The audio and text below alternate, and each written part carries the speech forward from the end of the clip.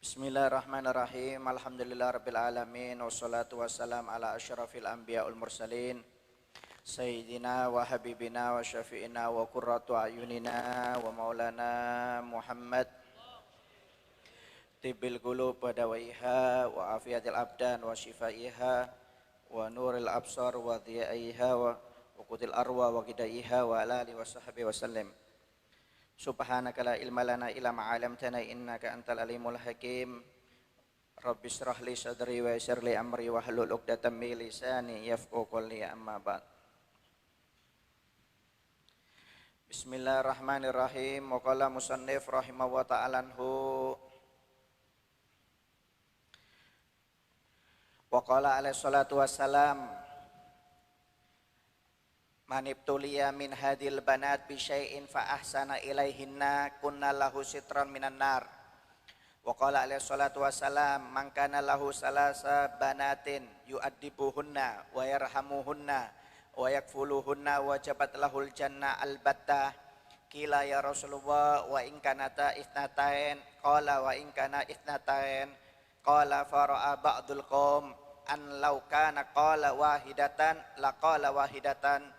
Wa qala Rasulullah sallallahu alaihi wasallam man kanat lahu untha falam ya'idha wa lam yuhinha wa lam yu'thir waladahu yakni adzukur 'alaiha adkhalallahul jannah. Wa makna ya'idha yadfanuha hayya kama kana ahlul jahiliyah yaf'aluna dzalik.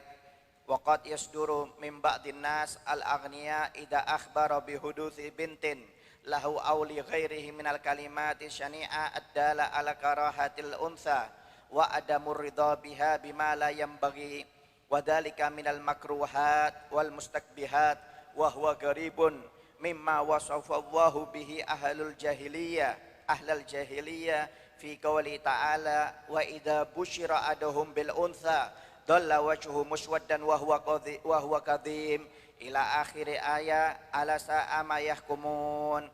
Falyahdhar al-mu'min attaqi min dzalik a'nil al-karahiyatil unsa wa min ihanatiha wa min ithari waladiha az-dzukura 'alaiha fa innahu la yadri fi man takunu al-baraka wal aqibatul husna. Bersabda Nabi Muhammad SAW, barang siapa mempunyai anak-anak perempuan dan mendapatkan suatu cobaan dari anak perempuan mereka, kemudian dia berbuat baik kepada anak perempuan mereka, maka anak-anak perempuan mereka akan menjadi pelindung baginya dari api nerakanya Allah Subhanahu wa ta'ala. Berkata juga Nabi Muhammad SAW, barang siapa yang mempunyai 3 orang anak perempuan, sedangkan ia mendidik anak-anak perempuan tersebut, kemudian menyayanginya serta memelihara mereka, wajiblah surga bagi orang tersebut secara pasti. Maka ada orang yang bertanya, ya Rasulullah, bagaimana jika 2 orang anak perempuan? Maka Nabi Muhammad SAW bersabda, sekalipun 2 anak atau 2 orang anak perempuan. Ada yang berpendapat, seandainya dia berkata, bagaimana jika seorang perempuan, anak seorang perempuan, niscaya Nabi Muhammad pun akan menjawab sekalipun hanya seorang anak perempuan. Nabi Muhammad SAW bersabda, barang siapa yang mempunyai anak perempuan dan tidak menguburnya hidup-hidup, tidak menghinakannya, dan tidak melebihkan anak lelakinya di atas anak perempuannya, maka Allah akan memasukkan orang tersebut ke dalam surganya Allah Subhanahu wa ta'ala. Orang-orang di zaman jahiliyah mengubur bayi perempuan mereka hidup-hidup. Apabila mereka mendengar bayi perempuan dilahirkan, mereka melontarkan perkataan keji yang menunjukkan ketidaksenangan terhadap anak perempuan. Allah Subhanahu wa ta'ala berfirman di dalam Al-Quran, dan apabila seseorang dari mereka diberi kabar dengan kelahiran anak perempuan, hitamlah, merahlah wajah mereka dan mereka sangat marah. Mereka menyembunyikan dirinya dari orang banyak disebabkan buruknya berita yang disampaikan kepadanya. Apakah dia akan memelihara dengan menanggung kehinaan atau akan menguburnya ke dalam tanah hidup-hidup, ketahuilah alangkah buruknya apa yang mereka kerjakan tersebut. Hendaknya orang mukmin tidak membenci anak perempuan dan tidak menghinakan anak perempuan dan tidak melebihkan anak lelaki di atas anak perempuan, karena dia tidak tahu siapa yang membawa keberkahan dan kesudahan yang baik, kata Nabi Muhammad SAW. Kehadiran seorang anak di dalam rumah tangga seseorang itu merupakan nikmat yang besar dari Allah Subhanahu wa taala. Itu adalah idaman yang sangat diharapkan oleh pasangan hidup atau orang tua. Namun sebagian dari mereka lebih mendambakan kehadiran seorang bayi laki-laki. Mereka menganggap kalau yang lahir bayi laki-laki berarti dianggap mulia. Mereka bangga dan gembira. Tetapi mereka jika mendapatkan bayi yang berkelamin perempuan, mereka malu dan merasa hina. Seakan-akan anak perempuan ini membawa aib. Padahal anak perempuan itu termasuk juga nikmat dari Allah Subhanahu wa taala. Kenapa? Karena di dalam Islam Nabi Muhammad SAW sudah menjelaskan tentang keutamaan anak perempuan dibandingkan anak laki. Bahkan Al-Imam Muslim, Imam Ahlil Hadis, Imam Muslim, itu di dalam kitab Sahih Muslimnya beliau sampai membuat bab yang bernama Babu Fadlil Ihsan Ilal Banat, yaitu keutamaan berbuat baik kepada anak perempuan. Sampai Imam Muslim itu di dalam kitab Sahihnya itu, kitab Sahihnya Muslim itu membuat suatu bab yaitu keutamaan berbuat baik kepada anak perempuan. Gak ada anak laki, adanya anak perempuan. Kenapa? Karena memang kedudukan anak perempuan ini sangat istimewa di dalam Islam. Di antaranya Nabi Muhammad SAW bersabda, orang anak perempuan dan mencapai usia balik, maka orang tua tersebut akan datang di hari kiamat bersamaku seperti ini, kata Nabi Muhammad SAW. Seperti ini sambil menunjukkan dua jari telunjuk. Barang siapa yang mempunyai dua anak perempuan diasuh dengan baik, dididik, dinafakoi sampai balik, maka orang tua tersebut bersama aku seperti ini, kata Nabi Muhammad SAW di hari kiamat. Kalau anak laki nggak ada pak hadisnya. Barang siapa yang mempunyai anak laki dididik, maka nanti bersama aku di hari kiamat seperti ini, tidak ada. Adanya anak perempuan. Ini menunjukkan keistimewaan anak perempuan dibandingkan anak laki. Di antaranya hadis lain Nabi Muhammad SAW mengatakan, ya, barang siapa yang memiliki 3 anak perempuan dan dia bersabar atas mereka serta membelikan mereka pakaian sesuai kemampuannya, maka anak tersebut akan menjadi penghalang atau hijab bagi kedua orang tuanya dari api neraka di hari kiamat, kata Nabi Muhammad SAW. Barang siapa yang memiliki 3 orang anak perempuan, kata Nabi Muhammad, kemudian dia bersabar atas mereka, anak-anak perempuan mereka, ya, kemudian dididik, dikasih makanan, dikasih pakaian, maka anak perempuan itu akan menjadi hijab bagi kedua orang tuanya. Kenapa kok dikatakan bersabar? Karena maaf, karena sebagian orang jahiliyah atau orang bodoh itu mengatakan kalau belum punya anak laki belum sempurna. Wah, anaknya berapa? Oh, anak saya 2, anak saya 3, 4, 5, 6. Berapa lakinya? Belum punya. Wah, berarti belum sempurna ya. Jadi dibuat bahan cemoohan oleh orang-orang kalau nggak punya anak laki. Ya. Mereka bersabar, mereka punya anak perempuan 3, kemudian bersabar atas anak perempuan tersebut, mungkin cemoohan dari orang-orang, tetap dididik anaknya, kemudian disayangi, dikasih pakaian. Maka kata Nabi Muhammad, anak perempuannya itu akan menjadi penghalang api nerakanya Allah Subhanahu wa taala terhadap orang tuanya. Ya. Loh, luar biasa, Pak. Ya. Anak perempuan itu luar biasa, dikasih kelebihan yang luar biasa oleh Allah Subhanahu wa taala. Ya. Bahkan dalam riwayat ya, Siti Aisyah, di dalam riwayat dari sahabat Anas bin Malik diriwayatkan bahwasanya Siti Aisyah itu pernah kedatangan seorang perempuan sambil bawa anaknya, seorang perempuan sambil bawa dua orang anak perempuannya. Jadi seorang ibu bawa dua orang anak perempuannya datang ke rumah Nabi Muhammad. Itu perempuan miskin, nggak punya makanan dia. Ketika mencari Nabi Muhammad, gak ketemu Nabi Muhammad, ketemu Siti Aisyah, istri Nabi Muhammad SAW. Akhirnya dipersilakan masuk, ditanya, ada perlu apa wahai perempuan? Aku belum makan dan anakku perempuan ini juga belum makan, dua orang ini. Kalau ada makanan tolong saya minta. Akhirnya kata Siti Aisyah, saya nggak punya apa-apa, saya cuma punya 3 butir kurma saja. Saya punya cuma 3 butir kurma.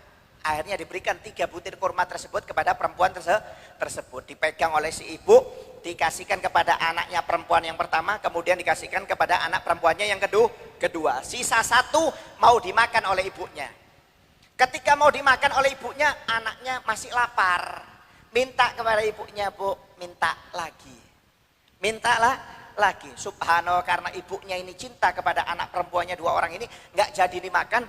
Sisa 1 itu dibagi 2. 1 disuapkan kepada anaknya yang setengah ini disuapkan kepada anaknya yang pertama, sisanya yang setengah disuapkan kepada anak yang keduanya. Sampai Siti Aisyah menangis melihat cintanya seorang ibu kepada anak perempuannya luar biasa. Sampai ibunya mau makan diminta dikasih.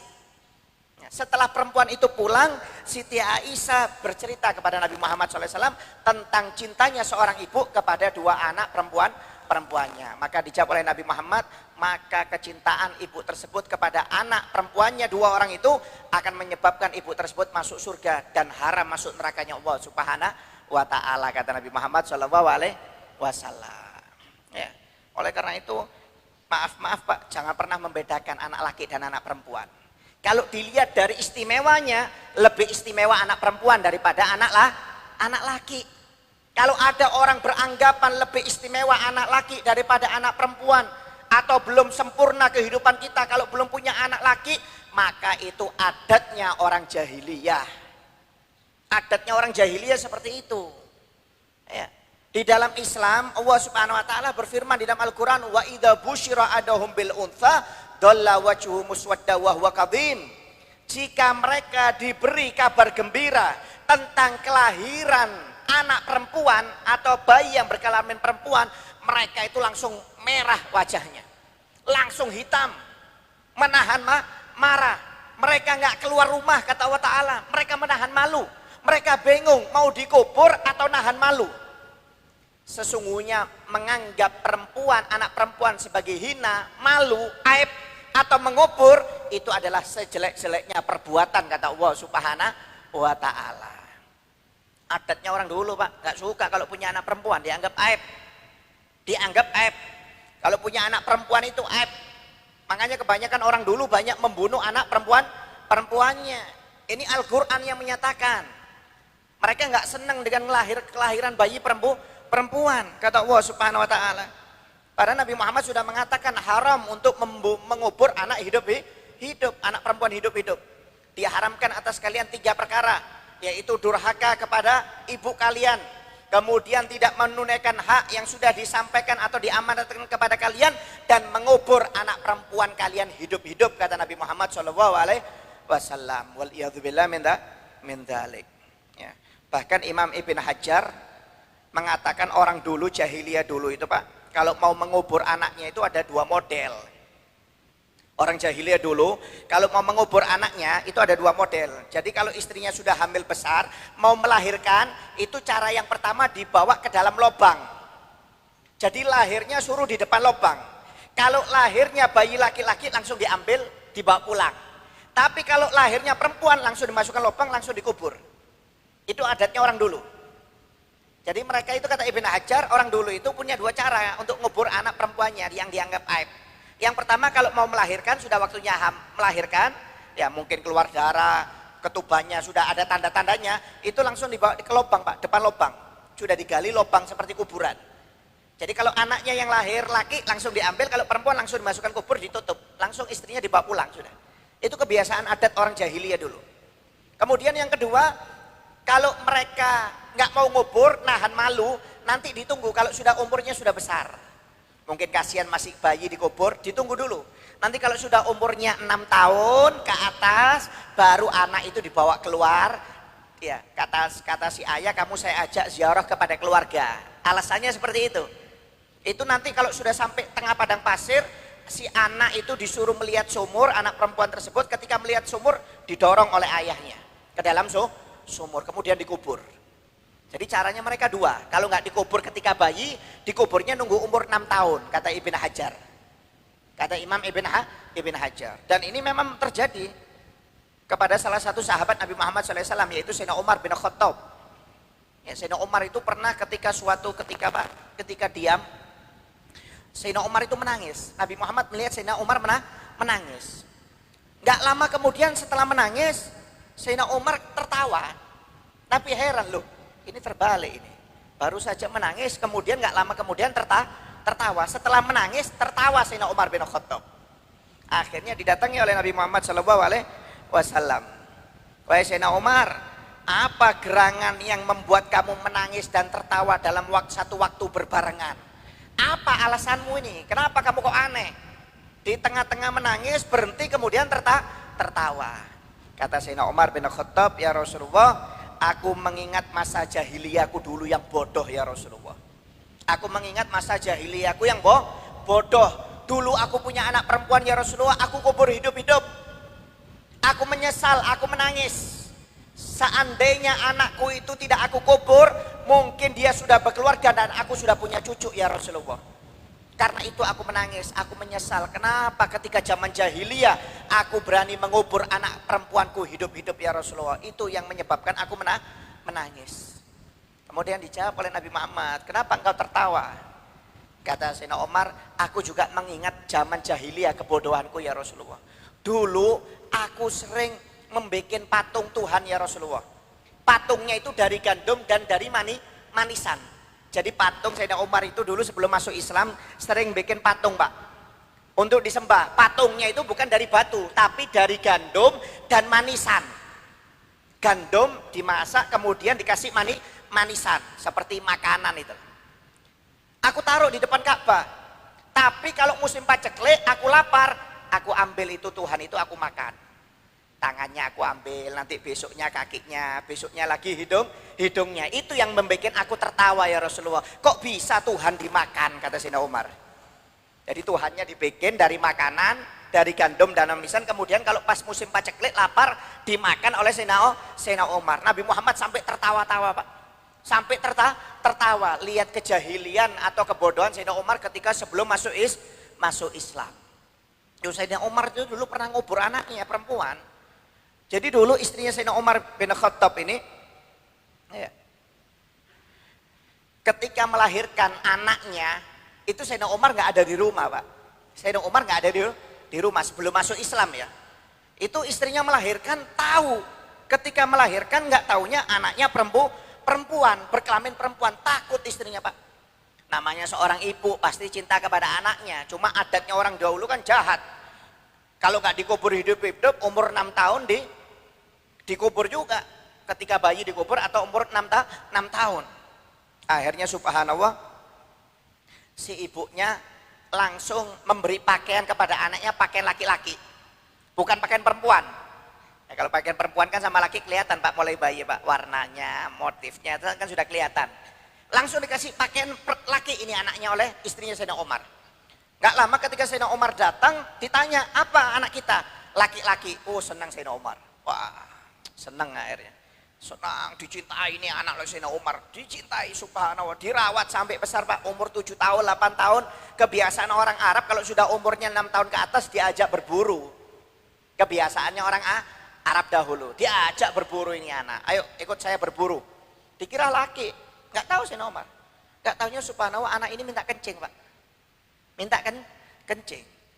Ayah aku mau kencing, mau buang air. Oh ya, ya diantar. Ketika diantar dibuka, gak taunya kelaminnya perempuan.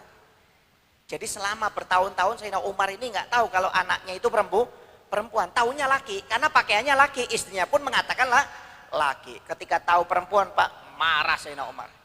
Langsung gali kuburan di tengah-tengah padang pasir, langsung dikubur anaknya hidup-hidup. Langsung dikubur hidup-hidup. Itu yang membuat Sayyidina Umar menangis. Yang membuat Sayyidina Umar menangis. Orang jahiliyah dulu Pak, maaf sudah nggak pakai akal, nggak pakai hati nurani lagi. Akal dan hati nuraninya itu sudah nggak berfungsi. Sudah nggak berfungsi. Jadi walaupun anaknya sendiri, buah hatinya sendiri, kalau sudah perempuan dianggap aib. Bayangkan anaknya sendiri loh ini. Buah hatinya yang diidamkan oleh setiap orang pingin punya turunan. Tapi ketika tahu anaknya perempuan dianggap aib, sudah nggak pakai akal, nggak pakai hati nurani, dikubur. Kalau nggak dibunuh umur 6 tahun. Itu adatnya orang dulu. Wal iyadzubillah min dzalik. Bahaya. Ya. Oleh karena itu maaf kita jangan lebih mengutamakan mencintai anak kita yang laki daripada yang perempuan. Wow, ini yang laki ini penerus duriya saya, penerus turunan saya. Nggak boleh. Kata Nabi Muhammad nggak boleh karena kamu nggak tahu mana yang bawa barokah. Bisa anak laki, bisa anak perempuan. Kalau memang cinta yang sama, yang adil, jangan berlebihan. Ya. Ini kadang-kadang orang, wah saya kalau belum punya anak laki nggak sempurna. Sampai istrinya diancam, kamu pokoknya kalau nggak punya turunan anak laki dari kamu, saya mau kawin lagi. Lontong, kamu kira anak ini orderan apa? Enak aja. Dikira kayak makan di warung, pesen rawon, pesen sop langsung keluar. Anak itu amanat dari Allah Ta'ala, laki perempuan terima. Yang penting dididik secara Islam, secara syariat. Apa fungsinya kalau Anda punya anak laki nggak bisa dididik? Nggak pernah mengikuti syariat Nabi, bisa menjadi bumerang buat kedua orang tuanya. Oleh karena itu jangan pernah membanding-bandingkan. Nggak boleh, di dalam Islam nggak boleh. Syukur punya anak laki alhamdulillah, punya anak perempuan alhamdulillah, punya dua-duanya juga alhamdulillah. Yang penting dididik.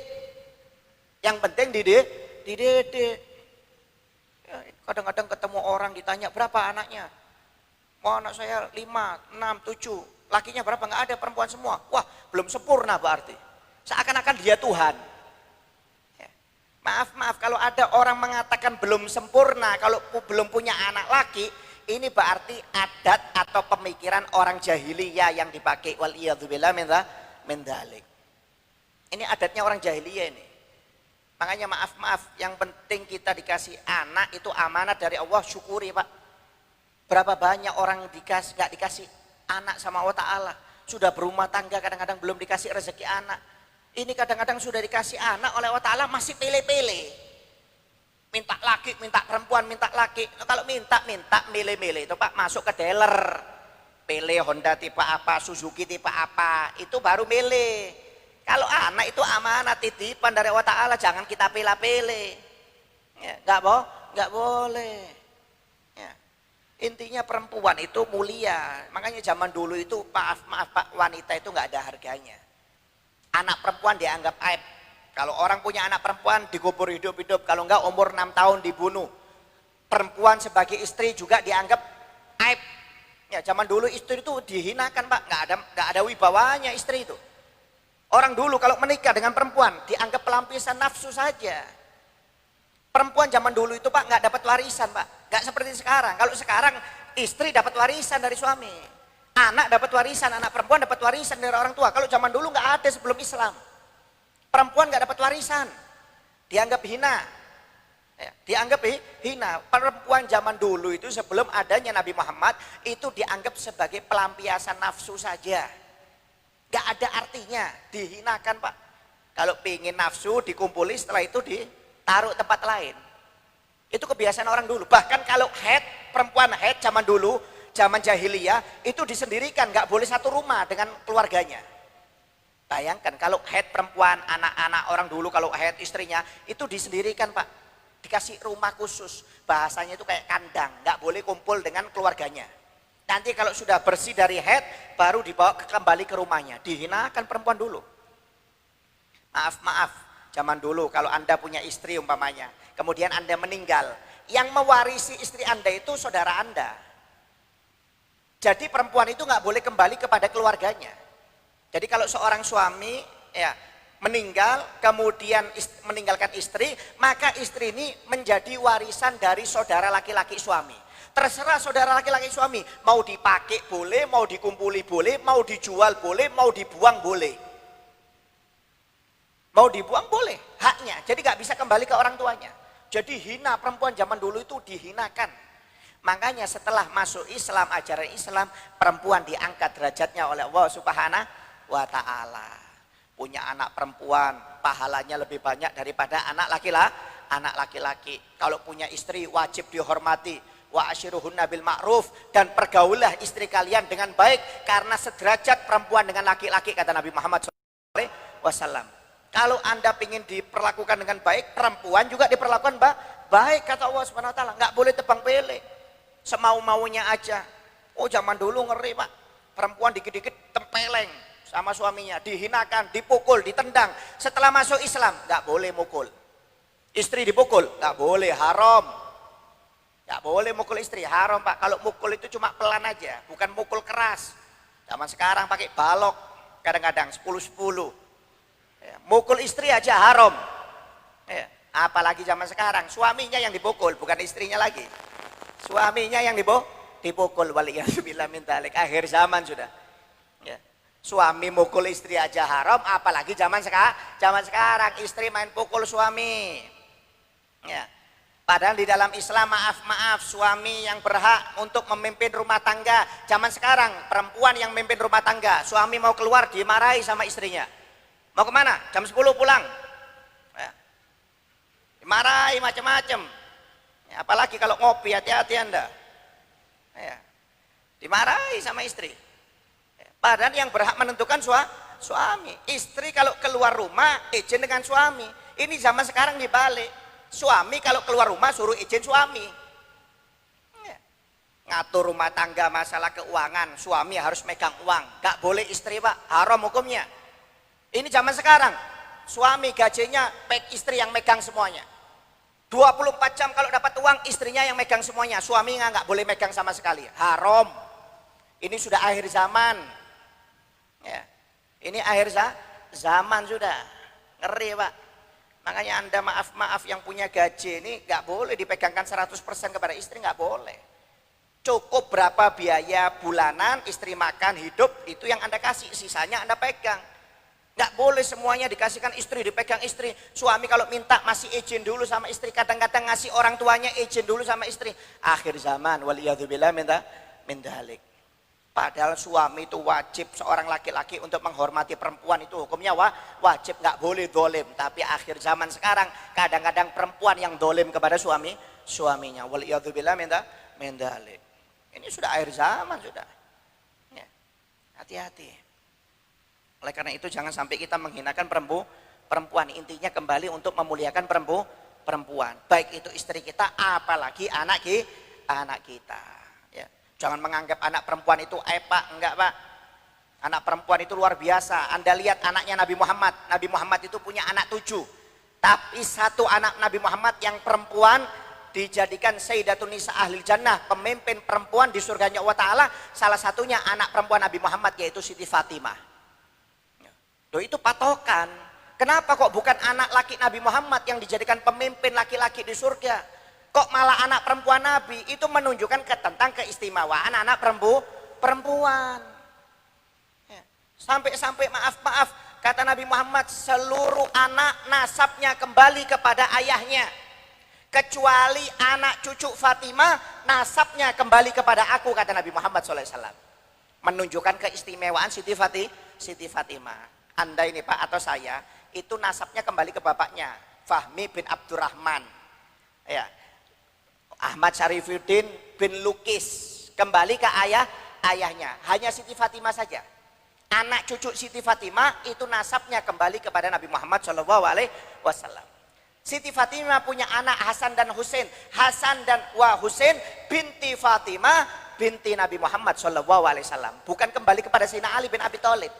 Kembalinya kepada Siti Fatimah. Kenapa? Menunjukkan keistimewaan seorang anak perempuan. Makanya kalau dikasih anak disyukuri. Laki alhamdulillah, perempuan alhamdulillah, laki perempuan juga lillah. Yang penting jangan dilebih-lebihkan. Saya lebih cinta anak laki saya daripada perempuan. Jangan, kata Nabi Muhammad, karena kamu nggak tahu barokah anak itu dari mana. Kadang yang dari perempuan, kadang juga dari laki. Ya, yang penting jangan dihinakan, kata Nabi Muhammad SAW. Nabi Muhammad aja Pak, maaf gak punya turunan Pak. Nabi Muhammad itu gak punya turunan dari anak laki. Anak lakinya meninggal semuanya. Anak laki Nabi Muhammad itu meninggal semuanya Pak. Ya, tiga-tiganya meninggal. Qasim, Abdullah, Ibrahim semuanya meninggal. Meninggal kecil. Sampai orang-orang kafir Quraisy mengatakan Nabi Muhammad ini mandul.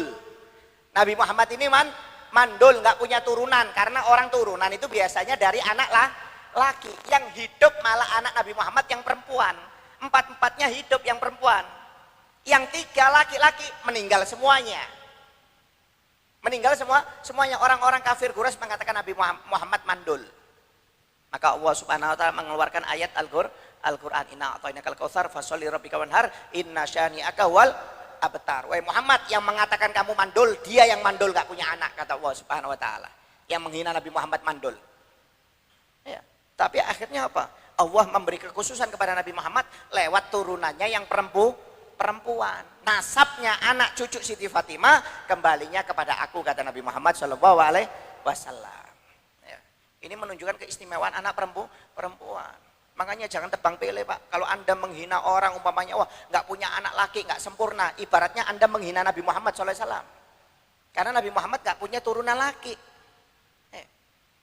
Berarti kalau Anda mengatakan, wah nggak punya anak perempuan, nggak punya anak laki, berarti belum istimewa. Berarti Anda kembali ke adatnya jahiliyah orang dahulu. Menghina, nggak boleh. Anak laki semuanya itu adalah pemberian dari Allah Subhanahu wa ta'ala yang wajib kita syukuri. Yang penting dididik. Punya anak laki didik yang baik supaya jadi anak yang soleh. Punya anak perempuan dididik supaya jadi anak yang soleha. Kadang-kadang membanggakan anaknya, saya punya anak laki banyak, tapi semuanya bodoh. Semuanya nggak nurut dengan orang tuanya. Apa yang mau dibanggakan Pak? Apa yang mau dibanggakan? Nggak ada. Kalau buat bangga-banggaan jangan ikuti orang jahiliyah dahulu waliyadzubillah min dzalik. Ya.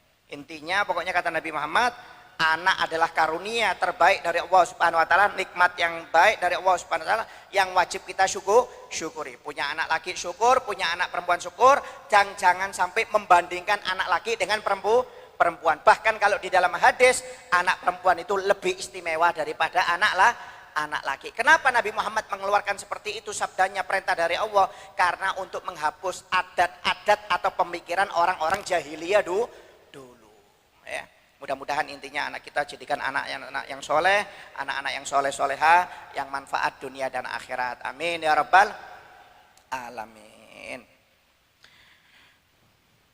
Bismillahirrahmanirrahim. Wa qala musannif rahimahu ta'ala anhu.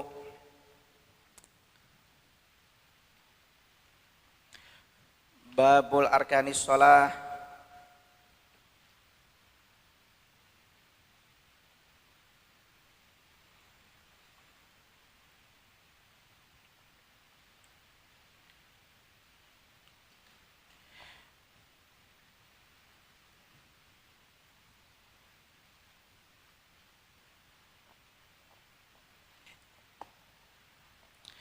Babur al-kanis sholat al-iktidal, yaitu masuk dalam pembahasan rukun sholat selanjutnya, yaitu iktidal.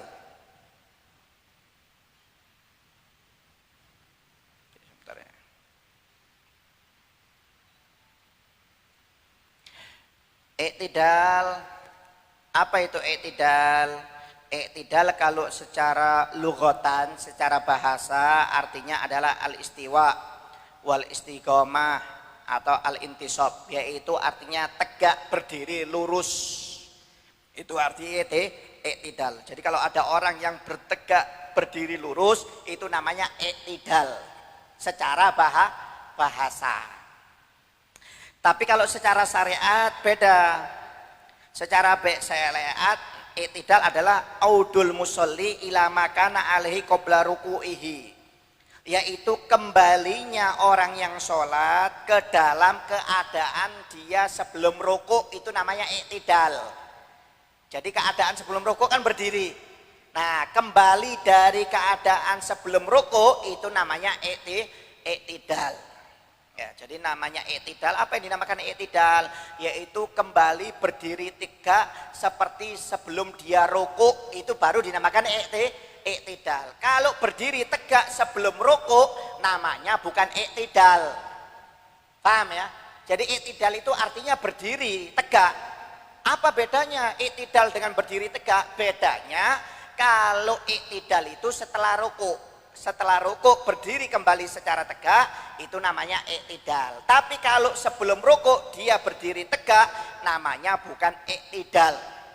Ya, jadi i'tidal itu adalah rukun yang dimana seorang yang sholat kembali posisinya seperti semula sebelum dia rukuk. Jadi syaratnya harus rukuk dulu baru berdiri, itu yang dinamakan i'tidal.